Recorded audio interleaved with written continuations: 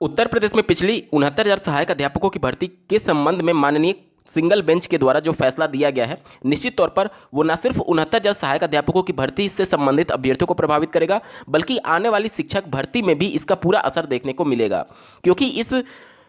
Court order में TET में अगर आपने रिजर्वेशन का फायदा ले लिया है तो सुपर टेट में रिजर्वेशन का फायदा मिलेगा या नहीं। अगर आप क्वालिफाइंग मार्क्स रिजर्व कैटेगरी के लिए जो 90 अंक होता है उस पर क्वालिफाई किए हैं तो अनरिजर्व कैटेगरी में फाइट कर सकते हैं या नहीं। ऐसे तमाम मुद्दे पर माननीय कोर्ट ने अपने पक्ष को रखा है कोर्ट ऑर्डर के माध्यम से, जिसके बाद से 69,000 सहायक अध्यापकों की पूरी लिस्ट सवालों के घेरे में आ गई है और फिर से राज्य सरकार को निर्देश दिया गया है कि एक बार फिर से रिव्यू करके नई लिस्ट जारी की जाएगी। इसके अलावा जो रिजर्व कैटेगरी में क्वालिफाई करेंगे सुपर टेट की परीक्षा में, उनका भविष्य में किस प्रकार से कैसे चयन होगा उसके रिगार्डिंग भी डिटेल में बात की गई है। अंत तक जुड़े रहिएगा। नमस्कार दोस्तों, मेरा नाम है नीरज और आप देख रहे हैं कैरियर बिट यूट्यूब चैनल। अगर आप इस चैनल पर पहली बार विजिट कर रहे हैं तो इसको सब्सक्राइब करते हुए बेल आइकन को प्रेस करना ना भूलें। जैसा कि आपको ज्ञात होगा, reserve category OBC SC ST के लिए टेट में क्वालिफाइंग मार्क्स 55% होता है, यानी कि 82 अंक पर आप क्वालिफाई हो जाते हैं और उसके आधार पर आप शिक्षक भर्ती में सम्मिलित होने के लिए पात्र हो जाते हैं। ये मामला जब कोर्ट में गया तो इस बात पर भी सवाल उठाया गया कि रिजर्व कैटेगरी वाले अभ्यर्थी हैं, उन्हें दोहरा आरक्षण मिल रहा है। एक तो टेट में उनको 82 नंबर पर क्वालिफाई करते हुए शिक्षक भर्ती में शामिल होने का मौका मिल जाता है, और दूसरा सुपर टेट की भी परीक्षा में 60% पर ही, यानी कि 90 अंक पर ही उनको क्वालिफाई मान लिया जाता है। तो क्या ये दोहरा आरक्षण नहीं है, जिस पर माननीय कोर्ट ने स्पष्ट ये कहा कि जो यूपी टेट या फिर सी टेट में कैटेगरी से संबंधित अभ्यर्थी 82 अंक पा करके क्वालिफाई हो रहे हैं, उस समय तक शिक्षक भर्ती प्रक्रिया स्टार्ट नहीं हुई होती है, यानी कि वो अलग प्रक्रिया माना है माननीय कोर्ट ने। और टेट से संबंधित जो 82 अंक पर अभ्यर्थी क्वालिफाई होते हैं, चूंकि उस समय सुपर टेट का नोटिफिकेशन जारी नहीं होता है, इसलिए एक भर्ती में इसे 2 बार आरक्षण के तौर पर नहीं देखा जा सकता। यानी कि अगर आप यूपी टेट सी टेट में 82 नंबर पा करके क्वालिफाई होते हैं तो सुपर टेट की भी परीक्षा में आप रिजर्व कैटेगरी का फायदा ले सकते हैं। इसे माननीय सिंगल बेंच ने दोहरा आरक्षण नहीं माना है और जिस प्रकार से पहले प्रक्रिया थी उसी प्रकार से रहेगी। लेकिन सबसे बड़ा सवाल यह है कि आरक्षण को लेकर के जो पूरा विवाद मचा हुआ है 69,000 सहायक अध्यापकों की भर्ती में, उसमें माननीय कोर्ट ने जो आरक्षण अधिनियम है उसके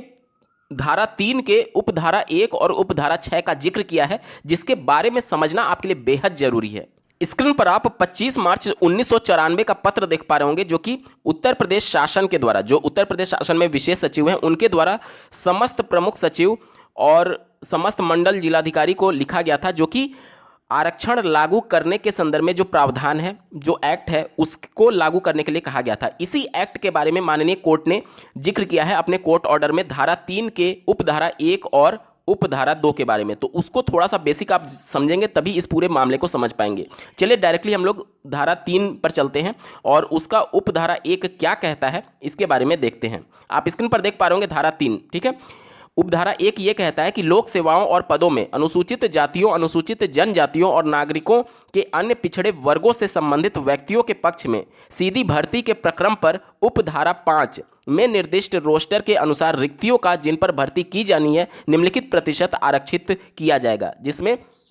अनुसूचित जातियों के लिए 21%, अनुसूचित जनजातियों के लिए 2% और नागरिकों के अन्य पिछड़ा वर्गों के मामले में 27%, यानी ओबीसी का 27%, एसटी का 2% और एससी का 21% बताया गया है। अब इसी के उपधारा 6 में जब आप जाएंगे तो यहां पर महत्वपूर्ण प्रावधान किया गया। देखिए, उपधारा 6 ये कहता है कि उपधारा 1 में उल्लिखित किसी श्रेणी में से संबंधित कोई व्यक्ति योग्यता के आधार पर खुली प्रतियोगिता में सामान्य अभ्यर्थियों के साथ चयनित होता है तो उसे उपधारा 1 के अधीन ऐसी श्रेणी के लिए आरक्षित रिक्तियों के प्रति समायोजित नहीं किया जाएगा। यानी कि जो रिजर्वेशन एक्ट है 1994, उसमें साफ तौर पर मेंशन किया गया है कि अगर कैटेगरी से संबंधित कोई अभ्यर्थी है, जैसे कि ओबीसी हो गया, एससी हो गया, एसटी हो गया, ठीक है, तो इससे संबंधित कोई एक ऐसा अभ्यर्थी जो कि जिसका एक तरीके से जो नंबर है वो अनरिजर्व कैटेगरी में फाइट करने के लिए बराबर है, तो वो अनरिजर्व कैटेगरी में सेलेक्ट होगा, ना कि अपनी कैटेगरी में। कहने का मतलब कि मान लीजिए ओबीसी का कोई एक बंदा है, मान लीजिए कि उसका जो मार्क्स आया वो अनरिजर्व कैटेगरी के क्वालिफाइंग मार्क्स या फिर कट ऑफ मार्क्स से ऊपर या फिर उसके बराबर है, तो वो अपनी कैटेगरी में चयनित नहीं होगा, मतलब कि ओबीसी में ना जाकर के वो अनरिजर्व कैटेगरी में चयनित होगा। ठीक है, इसका हवाला दिया गया है माननीय कोर्ट ऑर्डर में। यहाँ तक तो ठीक है, ये चीज़ें पहले से चली आ रही हैं और यही चीज़ें होती भी रही हैं कि जो कैटेगरी से संबंधित अभ्यर्थी है, अगर वो अनरिजर्व में फाइट कर रहा है तो उसको अनरिजर्व कैटेगरी में ही सेलेक्ट किया जाता है। यहां पर माननीय कोर्ट ने स्पष्ट शब्दों में राज्य सरकार को निर्देश दिया है कि आरक्षण के नियमों को ठीक से पालन करते हुए 50% से आरक्षण ज्यादा नहीं होना चाहिए। कहने का मतलब कि जो ओपन सीट है, अनरिजर्व कैटेगरी की सीटें हैं, वो 50% रहना चाहिए और कैटेगरी से संबंधित चाहे किसी भी प्रकार आरक्षण अलॉट किया जाए वो 50% से ज्यादा नहीं होना चाहिए, क्योंकि जो चौथी लिस्ट जारी की गई है उसके बाद से 50% से ज्यादा हो जा रहा था, जिसके बाद से ये कोर्ट ऑर्डर जारी किया गया। ठीक है, अब यहां पर सबसे बड़ा खेल है जो कि आपको समझना बेहद जरूरी है। माननीय कोर्ट ने अपने कोर्ट ऑर्डर में यह साफ तौर पर मेंशन किया है कि ऐसे कैटेगरी वाले अभ्यर्थी जो कि 60% पर क्वालिफाई किए हैं, जैसा कि आपको ज्ञात होगा सुपर टेट की परीक्षा में क्वालिफाइंग मार्क्स कैटेगरी के लिए 60% यानी कि 150 में 90 अंक पर क्वालिफाई होता है, और अनरिजर्व कैटेगरी या फिर जनरल अभ्यर्थियों के लिए 65% यानी कि 150 का 65% निकालेंगे तो लगभग 97 नंबर आता है, तो 97 नंबर पर उनको क्वालिफाई माना जाता है। तो ऐसे कैटेगरी वाले अभ्यर्थी जो 90 से लेकर के 96 के बीच में है, क्योंकि 97 अगर वो पा जाएंगे तो अनरिजर्व में क्वालिफाई हो जाएंगे, तो 90 से 96 के बीच में जो भी अभ्यर्थी हैं उनको अनरिजर्व कैटेगरी में सीट ना देने के लिए यहां पर माननीय कोर्ट ने कहा है। यहां पर आप एक बार जल्दी से देख लेते हैं इसके बारे में क्या कहा गया। State government has prescribed the criteria of minimum marks for qualifying marks of the reserve category candidate as 60% and for general category candidate at 65 respectively, and in case of reserve category candidate at this stage progress further to the selection list stage taking benefit of the minimum marks prescribed, that is 60%, is ought to be compartmentalized into his category only। ये बहुत महत्वपूर्ण line है, यानी कि माननीय court ये कह रही है कि जो 60% पर अभ्यर्थी क्वालिफाई हुआ है वो केवल अपनी कैटेगरी में चयनित होने के लिए एक तरीके से पात्र है, उसको अनरिजर्व कैटेगरी में पात्र नहीं माना जा सकता है। माननीय कोर्ट ये कह रही है। सीधे शब्दों में आप समझिए हो क्या रहा है, जैसे कि अगर कोई एक अभ्यर्थी कैटेगरी से संबंधित है, ओबीसी एससी एसटी से संबंधित है, अगर वो 90 से 96 नंबर के बीच में पाया हुआ है और अगर फाइनल गुणांक में जैसे कि उसका एकेडमिक जोड़ करके अगर वो अनरिजर्व कैटेगरी के कट ऑफ में आ रहा था, तो उत्तर प्रदेश की जो पिछली भर्ती थी 69,000 सहायक अध्यापकों की भर्ती, उसमें उनको अनरिजर्व कैटेगरी में सेलेक्ट किया गया था। जबकि माननीय कोर्ट ये कह रही है कि जब उन्होंने कैटेगरी का लाभ ले लिया है 60% पर, तब उनको उनकी ही कैटेगरी में सेलेक्ट करना चाहिए, क्योंकि अनरिजर्व कैटेगरी में जाने के लिए उनको अनरिजर्व कैटेगरी का क्वालिफाइंग मार्क्स जो कि 97 नंबर है यानी 65% 150 का, उसको क्वालिफाई करना आवश्यक है, तब वो अनरिजर्व कैटेगरी में फाइट करेंगे। इससे पूरा खेल कैसे पलटेगा और आने वाली भर्तियों में कैसे प्रभावित करेगा इसको समझिए। जैसे शिक्षा मित्र जो कैटेगरी से संबंधित होंगे, जो 90 नंबर पर क्वालिफाई कर चुके हैं, अब जब उनको 25 अंक का अतिरिक्त भारांक दिया गया था माननीय सुप्रीम कोर्ट के आदेश के बाद से, तो जब फाइनल मेरिट बनती है जिसमें उनका एकेडमिक भी जोड़ा जाएगा, 25 अंक का अतिरिक्त भारांक भी जोड़ा जाएगा और सुपर टेट का उनका मार्क्स भी जोड़ा जाएगा, तो उन सबके बाद से जो उनका मेरिट बनेगा वो टॉप पर आ जाएंगे। क्यों? क्योंकि नॉर्मल कैंडिडेट से 25 अंक का अतिरिक्त भारांक उनको अलग से दिया जा रहा है। तो माननीय कोर्ट ये कह रही है कि आप ऐसे अभ्यर्थी, चाहे वो शिक्षा मित्र ही क्यों ना हो, अगर वो अपनी कैटेगरी में फाइट किए हैं यानी कि 90 नंबर पर क्वालिफाई किए हैं और अनरिजर्व कैटेगरी यानी 97 नंबर उनका नहीं है, तो उस कैटेगरी में ये शिक्षा मित्र या फिर कोई भी नॉर्मल कैंडिडेट अपनी ही कैटेगरी में फाइट करने के लिए पात्र होगा। अब इसका प्रभाव ये पड़ेगा कि जो 69,000 में जो एक तरीके से चयनित शिक्षा मित्र हैं जो 90 नंबर पर क्वालिफाई किए होंगे, जाहिर सी बात है वो अनरिजर्व में सीट लिए होंगे, अब उनको अनरिजर्व से निकाल करके उनकी कैटेगरी में डाला जाएगा, तो जाहिर सी बात है ओबीसी